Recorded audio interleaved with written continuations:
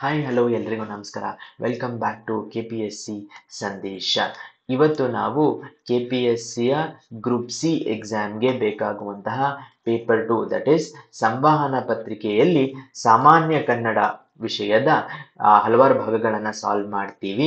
ಮೊದಲನೆಯದಾಗಿ ಕನ್ನಡ ಸಾಹಿತ್ಯ, next part ಒಗಟು ಮತ್ತು ಗಾದೆ, ನೆಕ್ಸ್ಟ್ ಅನುವಾದ ಅಂದರೆ ಇಂಗ್ಲಿಷ್ನಿಂದ ಕನ್ನಡಕ್ಕೆ ಅನುವಾದ, ತದನಂತರ ಕಾಗುಣಿತ ಪರಿಶೀಲನೆ. ಸೊ ತಡ ಮಾಡದೆ ಸ್ಟಾರ್ಟ್ ಮಾಡೋಣ.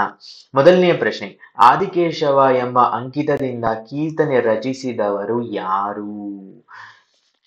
ಆಪ್ಷನ್ಸ್: ಶ್ರೀಪಾದರಾಯರು, ಪುರಂದರದಾಸರು, ಕನಕದಾಸರು, ವಾದಿರಾಜರು. ಇದಕ್ಕೆ ಸರಿಯಾದ ಉತ್ತರ ಕನಕದಾಸರು. ಇಲ್ಲಿ ನೋಡಬಹುದು, Kanakadasa spent only a short time in Udupi. He used the phrase Kaginele Adikeshava as his signature. ಕನಕದಾಸದ್ದು ಒಂದು ಬಹಳ ಪಾಪ್ಯುಲರ್ ಆದ ಒಂದು ಕೀರ್ತನೆ ಇದೆ, ತೊರೆದು ಜೀವಿಸಬಹುದೇ ಹರಿನಿನ್ನ ಚರಣಗಳ ಅಂತ.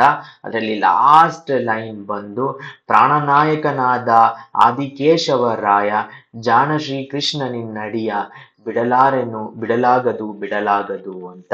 ಸೊ ರೈಟ್ ಆಪ್ಷನ್ ಕನಕದಾಸರು.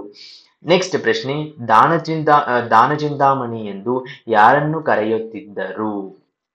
ಯಾರನ್ನ ದಾನಚಿಂತಾಮಣಿ ಅಂತ ಕರೀತಾ ಇದ್ರು ಅಂತ? ಒಂದು ವೈದೇಹಿ, ಅತ್ತಿಮಬ್ಬೆ, ಸಾರಾ ಅಬ್ಬೂಬ್ಕರ್ ಹಾಗೂ ಅಕ್ಕ ಮಹಾದೇವಿ.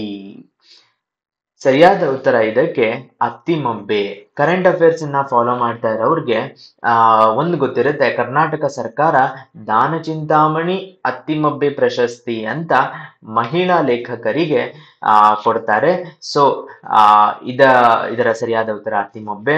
ಇಲ್ಲಿ ನೋಡ್ಬೋದು, ಪೋಯೆಟ್ ರನ್ನ ಅವರು ದಾನಚಿಂತಾಮಣಿ ಅಂತ ಕರೆದಿದ್ರು ಅತ್ತಿಮಬ್ಬೆಯನ್ನ. ನೆಕ್ಸ್ಟ್, ತಲೆದಂಡ ನಾಟಕದ ಕರ್ತೃ ಯಾರು? ಶ್ರೀ ಚಂದ್ರಶೇಖರ್ ಕಂಬಾರರು, ಶ್ರೀ ಪಿ ಲಂಕೇಶ್ ಅವರು, ಶ್ರೀ ಗಿರೀಶ್ ಕಾರ್ನಾಡ್ರು ಹಾಗೂ ಮೇಲಿನ ಯಾರೂ ಅಲ್ಲ ಅನ್ನೋ ಪ್ರಶ್ನೆ.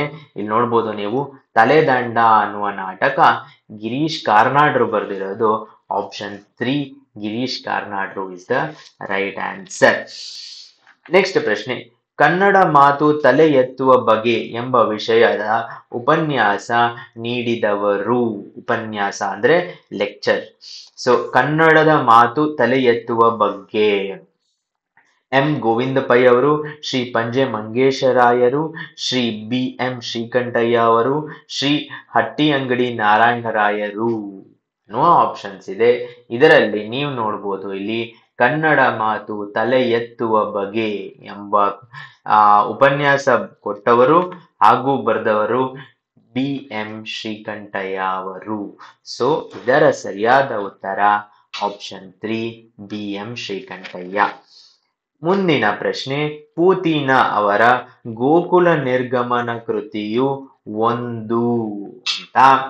ಪೂತಿನ ಅವರು ಅಂದ್ರೆ ಪೂತಿ ನರಸಿಂಹಾಚಾರ್ಯರು ಬರೆದಿರುವ ಗೋಕುಲ ನಿರ್ಗಮನ ಅನ್ನುವ ಕೃತಿ ಯಾರದ್ದು, ಏನದು? ಅದೊಂದು ಖಂಡಕಾವ್ಯವ, ಅದೊಂದು ಗೀತ ನಾಟಕವ, ಅದೊಂದು ಸಣ್ಣ ಕಥೆಯ, ಅಥವಾ ಅದೊಂದು ಮಹಾಕಾವ್ಯವ ಅಂತ ಆಪ್ಷನ್ಸ್ ಇರೋದು.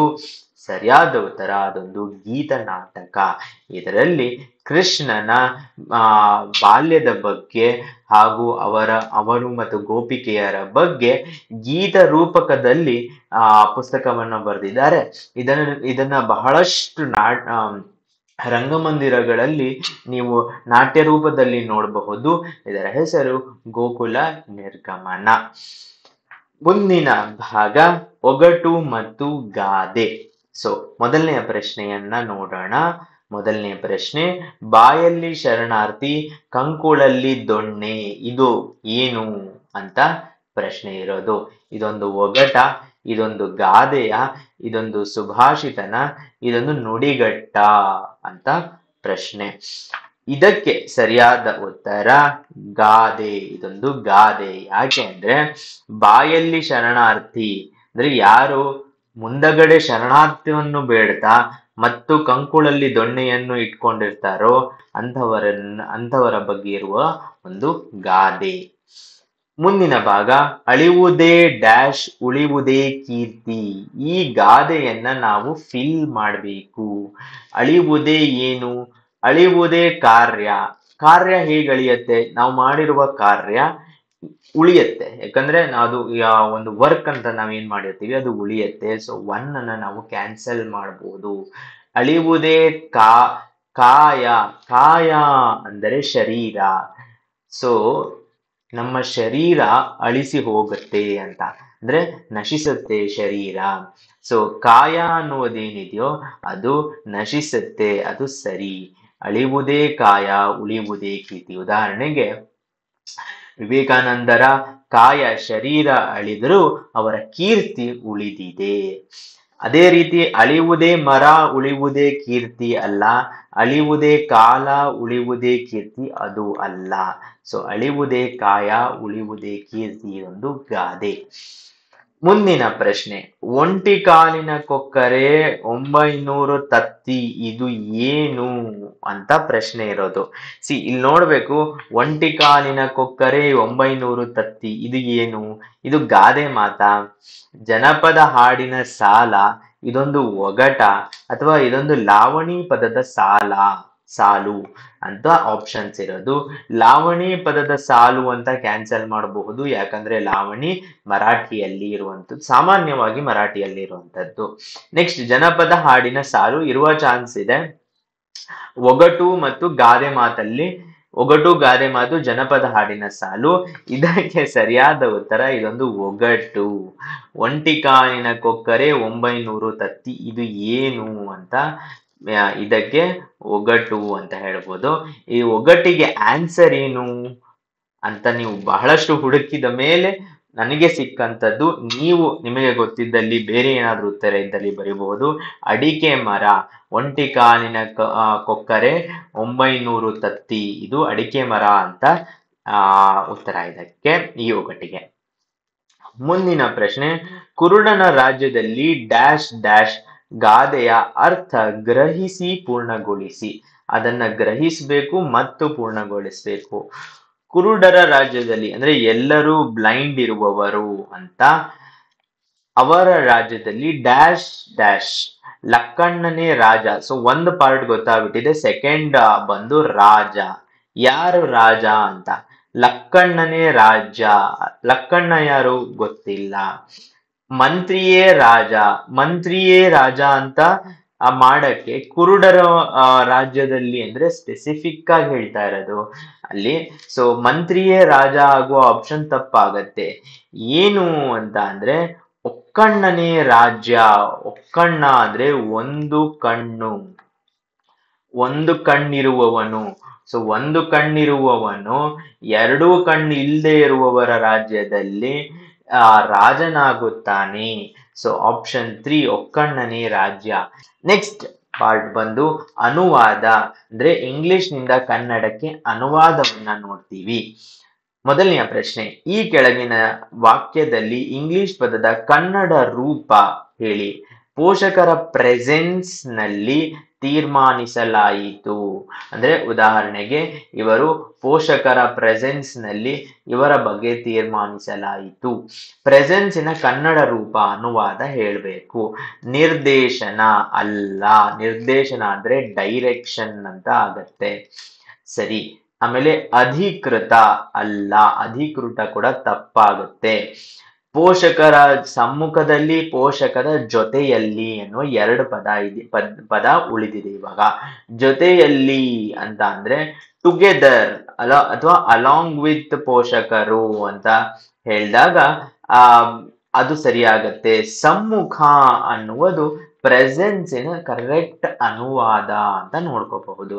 ಸೊ ಪೋಷಕರ ಸಮ್ಮುಖದಲ್ಲಿ ತೀರ್ಮಾನಿಸಲಾಯಿತು ಅಂತ. ಮುಂದಿನ ಪ್ರಶ್ನೆ, ಕಾಲೇಜಿನಲ್ಲಿ ನಡೆದ ಸೆಮಿನಾರ್ ವಿದ್ಯಾರ್ಥಿಗಳಿಗೆ ಬಹಳ ಉಪಯುಕ್ತವಾಗಿದೆ. ಅಂದ್ರೆ ಕಾಲೇಜಿನಲ್ಲಿ ಒಂದು ಸೆಮಿನಾರ್ ನಡೆದಿದೆ, ಅದು ಎಲ್ಲ ವಿದ್ಯಾರ್ಥಿಗಳಿಗೆ ಉಪಯುಕ್ತವಾಗಿದೆ. ಸೊ ಸೆಮಿನಾರ್ ಪದದ ಕನ್ನಡ ರೂಪ ಏನು ಅಂತ ಕೇಳಿದ್ರೆ ತರಬೇತಿ ಶಿಬಿರ ಅಲ್ಲ, ಯಾಕಂದ್ರೆ ಅದನ್ನ ನಾವು ಟ್ರೈನಿಂಗ್ ಅಂತ ಕರಿತೀವಿ. ತರಬೇತಿ ಅಂದ್ರೆ ವಿಶೇಷ ಪರೀಕ್ಷೆ ಅಲ್ಲ, ಪರೀಕ್ಷೆ ಅಂತ ಅಂದ್ರೆ ಎಕ್ಸಾಮ್. ಸೊ ಈ ಆಪ್ಷನ್ ನಾವು ಎಲಿಮಿನೇಟ್ ಮಾಡಬಹುದು. ವಿಚಾರ ಸಂಕಿರಣ ನಮ್ಗೆ ಗೊತ್ತಿಲ್ಲ ಅಂತ ಇಟ್ಕೊಳ್ಳೋಣ. ವಾರ್ಷಿಕ ಗೋಷ್ಠಿ, ವಾರ್ಷಿಕ ಗೋಷ್ಠಿ ಅಂದ್ರೆ ಆನ್ಯುವಲ್ ಮೀಟಿಂಗ್ ಅಂತ ಏನ್ ಹೇಳ್ತೀವಿ ಅದು. ಸೊ ಆಪ್ಷನ್ 4 ಕೂಡ ತಪ್ಪು. ಸರಿಯಾದ ಉತ್ತರ ವಿಚಾರ ಸಂಕಿರಣ. ಮುಂದಿನ ಪಾರ್ಟು ಕಾಗುಣಿತ ಪರಿಶೀಲನೆ ಅಥವಾ ಸ್ಪೆಲ್ ಚೆಕ್ ಅಂತ ಏನ್ ಹೇಳ್ತೀವಿ ಅದರ ಬಗ್ಗೆ ಸ್ಟಾರ್ಟ್ ಮಾಡೋಣ. ಮೊದಲನೆಯದು, ಕನ್ನಡ ಜಾನಪದ ಸಾಹಿತ್ಯಕ್ಕೆ ಸಂಬಂಧಿಸಿದಂತೆ ಮುಖ್ಯ ಕೃತಿಗಳು ಸ್ವಾತಂತ್ರ್ಯೋತ್ತರ ಕಾಲದಲ್ಲಿ ಪ್ರಕಟಗೊಂಡವು. ಸೊ ಸ್ವಾತಂತ್ರ್ಯೋತ್ತರದ ಸರಿಯಾದ ಕಾಗುಣಿತವನ್ನ ಗುರುತಿಸ್ಬೇಕು. ಇದ್ರನ್ನ ನೋಡ್ಕೋಬೇಕು. ಸ್ವಾತಂತ್ರ್ಯೋತ್ತರ ಹೇಗೆ ಬರೆಯೋದು ಅಂತ ಅಂದ್ರೆ ಸ್ವಾತಂತ್ರ್ಯ, ಫಸ್ಟ್ ಸ್ವಾತಂತ್ರ್ಯ ಅಂತ ಬರ್ಕೊಳ್ಳೋದು ಪ್ಲಸ್ ಉತ್ತರ, ಇದೆರಡು ಪದಗಳು. ಸೊ ಸ್ವಾತಂತ್ರ್ಯ ಅಲ್ಲಿ ಸ್ವ ಮೊದಲನೆಯ ಅಕ್ಷರ ಎಲ್ಲದರಲ್ಲೂ ಸರಿ ಇದೆ, ತಂತ್ರ್ಯ ತಮ್ಮಲ್ಲಿ ಎಲ್ಲಾನು ಸರಿ ಇದೆ. ಪ್ರಾಬ್ಲಮ್ ಬರ್ತಾ ಇರೋದು ಮೂರನೆಯದಲ್ಲಿ ನೀವು ನೋಡ್ಕೋಬೇಕು ಯ ಅಕ್ಷರ ಇದೆ, ಯ ಅಕ್ಷರ ಇಲ್ಲಿಲ್ಲ ಹಾಗೂ ಇಲ್ಲಿಲ್ಲ. ಸೊ ಈ ಎರಡು ಆಪ್ಷನ್ ಕ್ಯಾನ್ಸಲ್ ಮಾಡ್ಕೋಬಹುದು. ಯ ಇಲ್ಲಿದೆ ಹಾಗೂ ಇಲ್ಲಿದೆ. ಇಲ್ಲಿ ಸ್ವಾತಂತ್ರ್ಯೋತ್ತರ ಅಂತಿದೆ, ಇಲ್ಲಿ ಸ್ವಾತಂತ್ರ್ಯೋತ್ತರ ಅಂತಿದೆ. ಆದ್ರೆ ಇದೆರಡು ಸೇರಿದಾಗ ಒಂದು ಸಂಧಿ ಆಗತ್ತೆ, ಅದು ಸ್ವಾತಂತ್ರ್ಯೋತ್ತರ. ಸರಿಯಾದ ಉತ್ತರ ಆಪ್ಷನ್ 2. ನೆಕ್ಸ್ಟ್ ಪ್ರಶ್ನೆ, ಮನೆ ಪಾಠ ಹೇಳುವುದರಿಂದ ಅಧ್ಯಾಪಕನ ಬೋಧನೆ. ಸೊ ಮನೆ ಪಾಠ ಹೇಳುವುದರಿಂದ ಅಧ್ಯಾಪಕನ ಬೋಧನೆಯ ಗುಣಮಟ್ಟ ಕುಂಠಿತಗೊಳ್ಳುತ್ತವೆ. ಅಂದ್ರೆ ಹೋಮ್ ಟ್ಯೂಷನ್ಸ್ ಅಂತ ಏನ್ ಹೇಳ್ತೀವಿ ಅದರಿಂದ ಅಧ್ಯಾಪಕನ ಬೋಧನೆಯ ಗುಣಮಟ್ಟ ಕುಂಠಿತಗೊಳ್ಳುತ್ತದೆ. ಇದಕ್ಕೆ ಸರಿಯಾದ ರೂಪವನ್ನು ಗುರುತಿಸಬೇಕು.